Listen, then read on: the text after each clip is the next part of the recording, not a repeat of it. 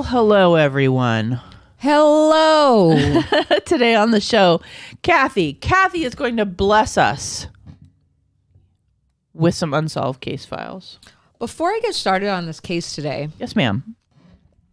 because I know we do these every now and then, I wanted to look up why certain cases actually reopen. Yeah. What about a case makes it Kind of like we talked about the Jinx Yeah. last week. It's like Robert Durst, his case obviously That's right. came back. There's an article called 5 Ways a Cold Case Reopens from the website Uncovered. And I just want to share those briefly with you. So the first one is and a lot of these are pretty obvious, but just thought I'd mention them. The first would be changes in the advancements of forensic technology. Sure. So things that we might be able to do now that it's if we only had that, we might be able, right? Like a quintessential example would be DNA. Right. Okay. So the digital database increases because of this. Oh, and another example would be when police precincts could talk across state lines. There you go. Yeah, because for a while they would keep that. That's what happened with Bundy and some of these other guys. It was like that they could have solved that a lot sooner. I think California never talked to Nebraska, and DC never talked to Vermont and all of that. And so now that we can talk, federally, basically. Yeah, I think even for a while there, it was even between jurisdictions, between cities, because I think Richard Ramirez, the Night Stalker, I think that was a big problem, is these jurisdictions weren't talking They just to each moved other. around, man. Number 2 would be changes in relationships over time. So time will impact leads, particularly as relationships among key persons evolve. So perhaps a divorce creates an opportunity to corroborate an alibi or a secret among friends that is brought to light over time. The third would be new leads through fresh case and evidence review. That's pretty obvious. This next one's also really important. Increase public support and interest in cold case investigation. So as a society, pushing for cases where people might be like, don't allow this person to be invisible and blah, blah, blah, blah. We see that sometimes in social justice, this person needs to be talked about. Sure. And then lastly, improvements in information management. So simply digitizing evidence usually collected in boxes or mapping data. Once we're hard copies, now we have accessibility that we can transfer to all different people. They don't have to come to the office and open up boxes. It happens so much faster too, right? Yeah. Digital information. I wonder how that'll just change things in the long run. So it's already really changed everything. Yeah. I'm going to talk today about, honestly, any parent's nightmare.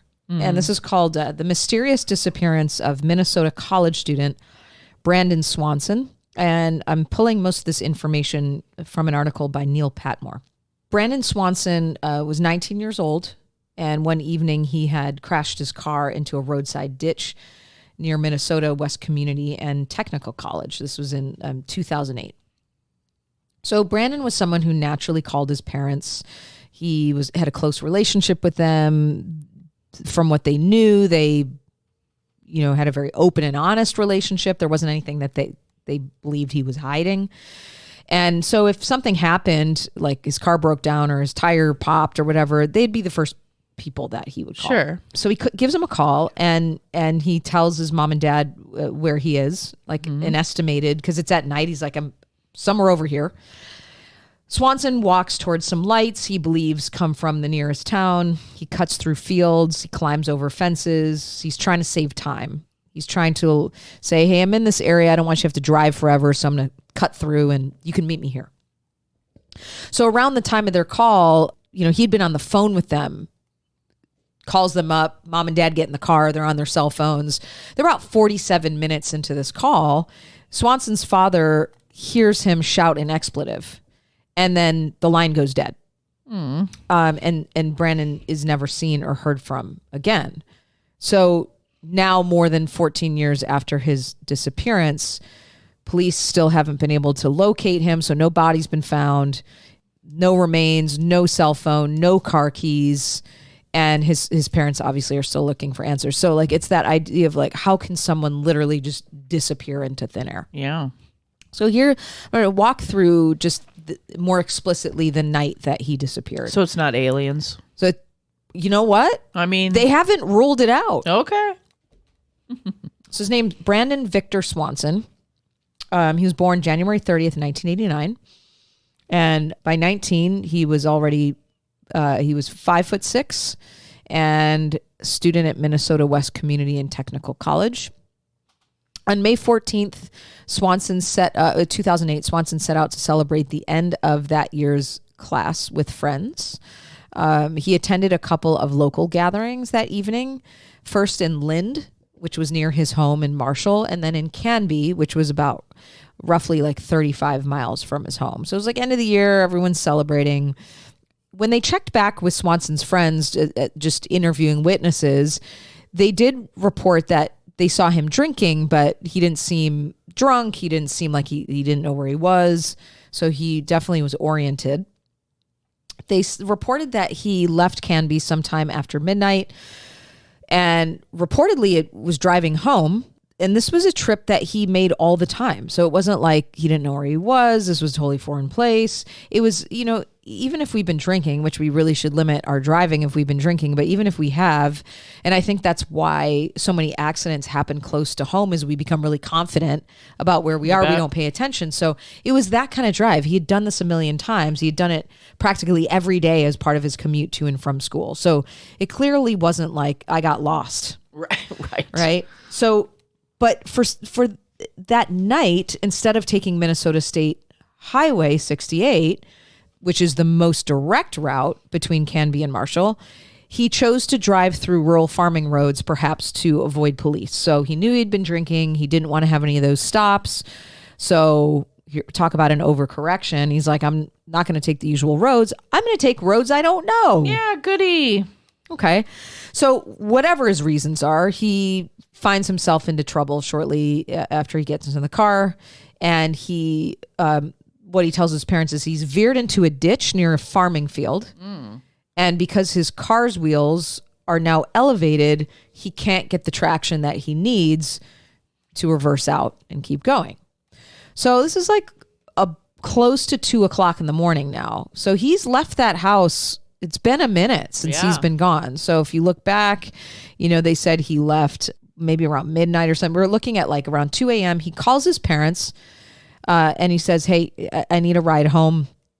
I'm near Lynd. I'm about 10 minutes. So he's 10 minutes from their home in Marshall. This is what gets really weird is like, how do parents and a son, all who know the home and the area so well, get this turned around and lost? I know. That is sort of sus. Yes. So his parents head out to pick him up and they're staying on the phone with him the whole time. They're like, okay, we can't find you. We're just finding these like, just dark. Like we don't see anything. And they start to like get really frustrated because now they're, it's moving to 2, 3, 4 in the morning. It's like you were supposed to be 10 minutes from home. Yeah. So then he says, don't you see me? And he asked as both he and his parents flashed their car headlights to signify their presence. So it's like, what? As if he was right in front of them. Yeah. Like, don't you see me? I'm telling you where I am. So at one point, Swanson hangs up, frustrated. His mom calls him back, apologizing. And he tells his parents, like, you know what? I'm just going to walk. I'm going to walk back towards my friend's house in Lynd. You're pissing me off. But again, why would you go all the way back there if you're 10 minutes from home? It doesn't make a lot of sense. So Swanson's father drops his wife off, drops mom off at home. And he's like, you know what? Go to bed. I'm going to continue to search for him. So he stays on the phone with Brandon. As he walks in the darkness, Swanson suggests his parents meet him in the parking lot of a popular nightclub. So he's like, Dad, just meet me here in Lynd. And he, in this process, decided to cut across a field as a shortcut. Swanson's father's still on the phone with him. He hears his son walking along on the phone. And shortly after, it's only 2:30 in the morning now. It's 47 minutes later on the call, Brandon Lee suddenly interrupts himself on the phone and says, oh, shit. And he's silent for the remainder of the call until the phone hangs up and they've tried to make multiple attempts to call him back. He has not been heard or seen from since. His parents then report that repeated calls to his phone went straight to voicemail, and for the rest of the night, Swanson's parents, with the help of their son's friends, searched the rural area, endless gravel roads, and farmland in vain. So I'm going to continue here, but I just want to pause for a minute. Recap here so far is you have a kid that took his car from another town, decided to not take the main roads, cut through all this farming town, I guess gets lost, but knows that he's 10 minutes from his home. Or believes it, right? Or believes he is. Parents can't find him. They're getting frustrated. And no one at this point can locate him or the car. Then when dad goes back out, his son all of a sudden says, oh shit, like he either sees something or falls or whatever, but it goes silent. So he doesn't hear another person on the other end or anything like that. And now, like, he's nowhere to be found. Now it's morning. Swanson's parents are like, okay, we need to report him missing. And then the police advised them to wait, as such behavior was not uncommon for young men his age. And before I move on, I wonder, like, would they have believed that if he was a female? I don't know. I hear a lot of stories about they're like, oh, well, she probably just ran off with her boyfriend. Yeah. Give it a few days. Yeah. So, but I think it's odd because they also have this information that he was in distress. The phone went silent. You think that would be enough for police to be like, okay, that doesn't sound right. You'd think, but they always had that rule, right? Of like 72 hours and all that. That's right. But this is no, he's not a minor. He's older. He's 19, which was part of the problem. Annette Swanson, the mother, specifically recalls that one of the officers said, it's Brandon's right to be missing. What? Right. So later that day, the circumstances of his disappearance become more complicated when his cell phone records showed he had been near Porter, which is 25 miles where he said he was, and in a totally different direction. So that information leads to the discovery of his car. So now we've at least found his car. So maybe he was more intoxicated than he thought, right? There's no mention of a GPS. No. Searching in that area, deputies discover Brandon's abandoned car in a ditch off gravel road along the Lincoln County line, a mile north of Highway 68, bringing the office of that county sheriff, Jack Visecki, into the investigation as well. He tells the media that the Lumina had gotten hung up on top of an incline and the edge of the road, but not seriously enough to damage the car, but enough to keep the wheels from touching the ground on that side. So at least that part's consistent. Right. But there's nothing else found amiss with the car, and due to the grass and gravel in the area surrounding it, there were no tracks and thus no way to tell what direction Brandon might have started walking. So the only thing we know is that the information that he gave us about the car is correct. The location is wrong.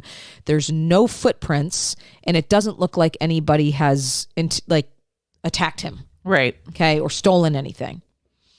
An extensive search involving police dogs, air surveillance, hundreds of volunteers now begin. K-9 unit leads officers roughly 3 miles away from the ditch to the Yellow Medicine River, which was flowing high and fast before losing Swanson's scent. So it's possible that maybe he walked into the river, but no bodies found, right? Right. But that's where the dogs stopped. They're like, and probably because of how fast the river was going, the dogs just naturally lost the scent. So no personal property or clothing belonging to Swanson was discovered on the route to the river alongside the 2-mile stretch of the river in the area, which takes roughly 6 hours to walk. So nothing. How does someone disappear that fast? I don't understand, yeah. So over a 3-week period, search and cadaver dogs found nothing. He had simply vanished into the rural farmland and backroads of Minnesota. In late 2008, Emergency Support Services, a search and rescue organization based in Minneapolis, identified a 140 square mile area of interest and focused their search there.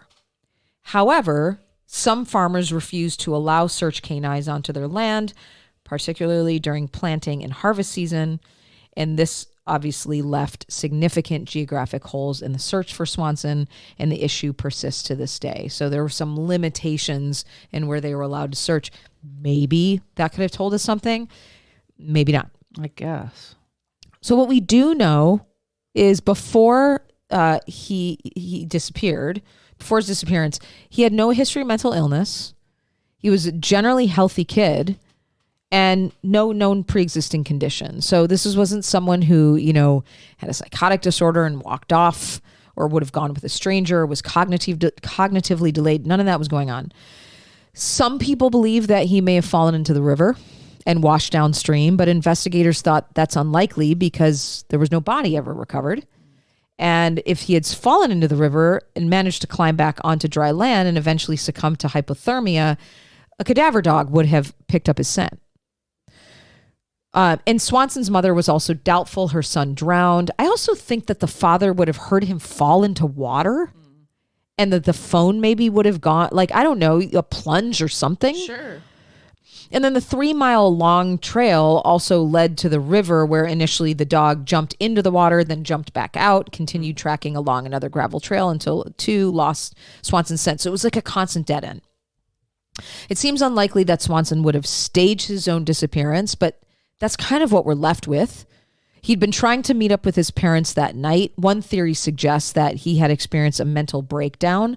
Again, there's usually warning signs of that. Someone doesn't just break down. No. And if he was having some sort of alcohol-induced psychosis, he wouldn't have been that coherent with his parents.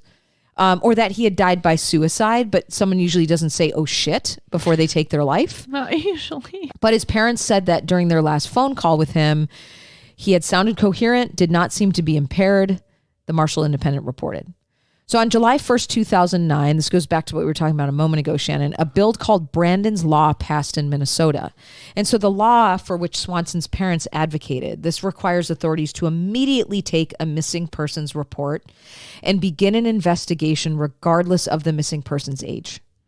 So the couple's motivation was to prevent other families from having to experience the same obstacles they encountered while trying to initiate the search for their missing son. And I think this is warranted because we know that the first 24 hours of a search tends to increase the likelihood of finding a body or finding a person that has been kidnapped, right? Mm-hmm. And, it's one thing if he was 19 and just was like, hey, I'm not coming home, or hey, I'll see you later. But there were a lot of really weird events that really should have cued the police that this guy was missing. This wasn't someone who had a right to be missing. Like he was literally trying to come home. Right. In the fall of 2021, the Yellow Medicine River dried up as the result of a drought, and law enforcement carried out an excavation that produced nothing. Law enforcement continues to field tips, which have kept Swanson's case from going cold. But to date, no physical evidence related to Brandon Swanson has been recovered, including his cell phone, car keys, or clothing. And all his parents have left are memories and that last chilling phone call. Mm-hmm. This one's so weird to me because usually there's some evidence. Or something we can cobble together of what the hell happened. Yeah. I mean, when you were first talking about it, I was thinking, well, somebody napped him, somebody kidnapped him right from where he was standing, took him somewhere else, kept him in a box. It's all possible. He's either dead or living as some other person, brainwashed. We talk about all these stories where people are held captive for years and, that's where my mind went. Become another person and he lives somewhere else. And that's where my mind went, is that he was either kidnapped and taken somewhere remotely. Sometimes what they'll do is they'll put a blindfold on the person so they're completely disoriented. And then we know through, coercive measures and brainwashing that person won't leave the situation. Right. So that's one option. The other option is he was taken in that way, killed, disposed of somewhere else, and, the body never found, belongings never found.